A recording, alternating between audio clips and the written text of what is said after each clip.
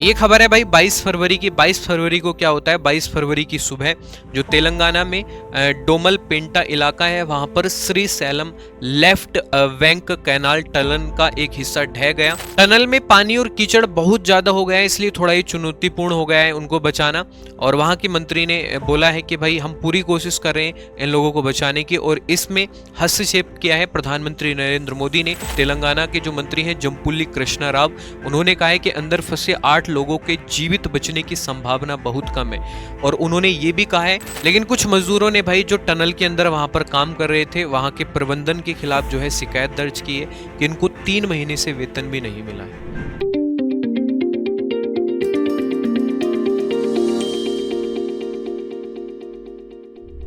RG ज्ञान सबसे सटीक। तेलंगाना के नागर कुर्नूल जिले में सुरंग का एक हिस्सा ढह जाने के कारण 8 लोग वहां पर फंस गए हैं, और इन 8 लोगों को 72 घंटे लगभग 3 दिन हो गए हैं, लेकिन इनको कोई भी अभी तक नहीं बचा पाया है, अर्थात वहां से नहीं निकाल पाया है। इसके बाद वहां के मंत्री हैं, उन्होंने एक बयान दिया है कि इन लोगों को जीवित बचा पाना बहुत ही ज्यादा मुश्किल है।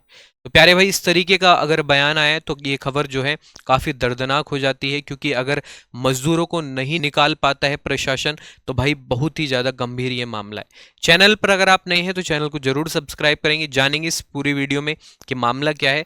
और भाई इस वीडियो को ज्यादा से ज्यादा आप सभी प्यारे भाइयों को शेयर करना है। ये खबर है भाई 22 फरवरी की। 22 फरवरी को क्या होता है, 22 फरवरी की सुबह जो तेलंगाना में डोमल पेंटा इलाका है वहां पर Shri slam left bank canal tunnel का एक हिस्सा ढह गया, और जिसकी वजह से टनल के अंदर 8 लोग फंस गए। ठीक है, यह घटना जो है 22 फरवरी की है। 22 फरवरी के दिन ये लोग वहां पर फंस गए थे, और जो ये लोग फंसे हुए हैं लगभग टनल से वो 13 से 14 किलोमीटर की दूरी पर है। वहां पर एनडीआरएफ की टीम पहुंच गई है, भारतीय सेना वहां पर पहुंच गई है, और पूरा बचाव कार्य वहां पर किया जा रहा है। टनल में पानी और कीचड़ बहुत ज्यादा हो गया है, इसलिए थोड़ा ही चुनौतीपूर्ण हो गया है उनको बचाना। और वहां की मंत्री ने बोला है कि भाई हम पूरी कोशिश कर रहे हैं इन लोगों को बचाने की, और इसमें हस्तक्षेप किया है प्रधानमंत्री नरेंद्र मोदी ने।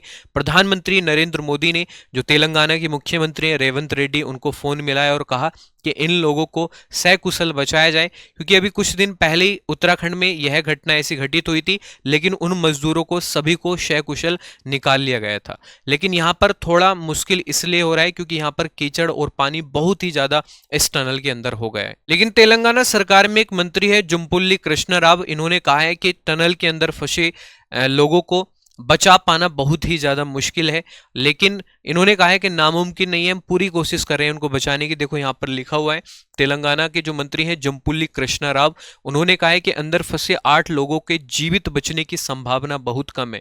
और उन्होंने ये भी कहा है कि मैं यह नहीं कह सकता कि उनके बचने की कितनी संभावना है, लेकिन उन्होंने थोड़ी संभावना कम बताई है। तो भाई ये तो भाई काफ़ी बड़ी घटना हो जाएगी अगर ये लोग अंदर ही फंसे रह जाते हैं।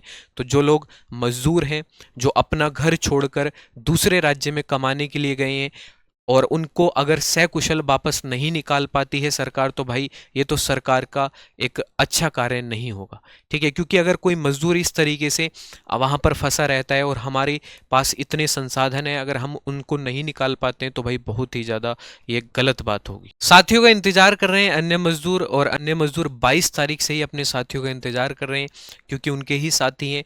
कुछ झारखंड के रहने वाले हैं, कुछ उत्तर प्रदेश के रहने वाले हैं, कुछ पंजाब के हैं।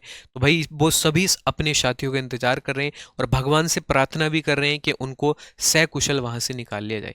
और हम भी और आप भी सभी प्रार्थना करेंगे कि भाई वो मजदूर उस सुरंग से बाहर आ जाने चाहिए। लेकिन कुछ मजदूरों ने भाई जो टनल के अंदर वहां पर काम कर रहे थे वहां के प्रबंधन के खिलाफ जो है शिकायत दर्ज की है कि इनको 3 महीने से वेतन भी नहीं मिला है।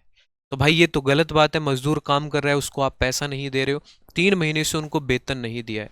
और दूसरा, जो वहाँ का प्रबंधन है वो बोल रहा है कि आप फिर से इस टनल में जाओ जहाँ पर लोग फंसे हुए हैं, वहाँ पर फिर से जो है भेजने की बातें बोली जा रही हैं, इस टनल में ही काम करो आप। लेकिन वो मजदूर तैयार नहीं है, वो बोल रहे हैं कि हमें वेतन दे दो, हम अपने घर जा रहे हैं क्योंकि हमारे साथी अंदर फंसे हुए हैं, आप हमें अभी भी काम करने के लिए बोल रहे हैं। तो भाई ये तो गलत बात है वहाँ के प्रबंधन की कि 22 तारीख से लोग वहाँ पर फंसे हुए हैं, उसके बावजूद भी अन्य मजदूरों को वहाँ पर फोर्स किया जा रहा है कि वो और भी काम करे और भी टनल में जाए। तो भाई ये तो गलत चीज है। अब हम बात कर लेते हैं कि किस किस राज्य के कौन कौन से मजदूर हैं उनके ऊपर हम बात करेंगे। जैसे सबसे पहले हम बात करें उत्तर प्रदेश के मनोज कुमार है जो प्रोजेक्ट इंजीनियर हैं, और दूसरे श्रीनिवास है जो फील्ड इंजीनियर हैं।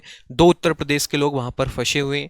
इसके बाद हम बात करें झारखंड के संदीप साहू हैं और जातक हैं, संतोष साहू हैं, अनुज साहू, ये सभी श्रमिक जो हैं उस सुरंग में फंसे हुए हैं। इसके बाद हम बात करें जम्मू कश्मीर के सनी सिंह हैं, ये भी श्रमिक हैं और ये भी उस टनल में फंसे हुए हैं। इसके बाद हम बात करें पंजाब के गुरप्रीत सिंह हैं, ये भी श्रमिक हैं और ये भी उस टनल में फंसे हुए हैं।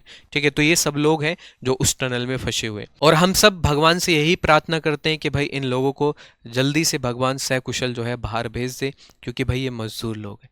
ठीक है, कमाने के लिए दूसरे राज्य में गए हैं, दूसरे राज्य में काम करने के लिए गए हैं, और अगर इनके साथ कोई अनहोनी घट जाती है तो भाई इनके परिवार वालों को जो दुख होगा वो वास्तव में बहुत बड़ा दुख होगा। तो हम भगवान से ही प्रार्थना करते हैं और आप सभी प्यारे भाइयों को भी प्रार्थना करनी है कि भगवान इनको सकुशल उस टनल से निकाल दें।